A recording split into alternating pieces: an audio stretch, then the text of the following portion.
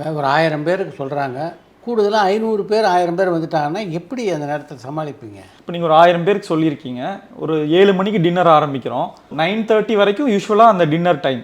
அதில் 1000 பேர் சாப்பிடணுங்கிறது தான் நம்ம பிளான். 1000 பேர்னா நான் இன்னொரு 200 பேருக்கு சேர்த்து ரெடியாக இருப்போம். நான் என்ன பண்ணுவோன்னா, எங்கள் டீம் ரெகுலராக வாட்ச் பண்ணிட்டே இருப்போம். என்ட்ரன்ஸில் எவ்வளோ பேர் வராங்க, ஹாலில் எவ்வளோ சேர்ஸ் போட்டிருக்காங்க, டைனிங் ஹாலில் எவ்வளோ பேர் உட்காடுறாங்க, 750 பேர் ஒருத்தர் கவுண்ட் பண்ணிக்கிட்டே இருப்பார். ஆமாம். ஓ, அதாவது நாங்கள் ஃபுல் மானிட்டர்லேயே எங்கள் டீம் மானிட்டர் பண்ணிட்டே இருப்பாங்க. ஸோ இப்போது 7 மணிக்கு ஆரம்பிக்கிறோம், 8:30க்கே வந்து 750 பேர் சாப்பிட்டு முடிச்சிட்டாங்கன்னு வைங்க, கண்டிப்பாக 1500 பேர் வருவாங்கன்னு நாங்களே அசம்ஷன் பண்ணிடுவோம். ஸோ ஸ்வீட்ஸ் மட்டும் நாங்கள் வந்து 1000 பீப்புள் அப்படின்னா ஒரு 250 எக்ஸ்ட்ரா போட்டிருப்போம். சப்போஸ் அதையும் தாண்டி போச்சு அப்படின்னா அடுத்த நாள் மார்னிங்க்கு ஒரு ஸ்வீட்ஸ் இருக்கும் இல்லைங்களா, அந்த ஸ்வீட்டை எடுத்து யூஸ் பண்ணுவோம். இல்லை இம்மீடியட்டாக ரெடிமேட் ஸ்வீட் ஏதாவது பண்ணுவோம். பட் வந்தவங்களுக்கு எதுவும் இல்லை அப்படின்னு சொல்லாத அளவுக்கு நாங்கள் வந்து ஃபுட்டை வந்து பேக் எண்டில் ரெடி ஆகிட்டே இருப்போம்.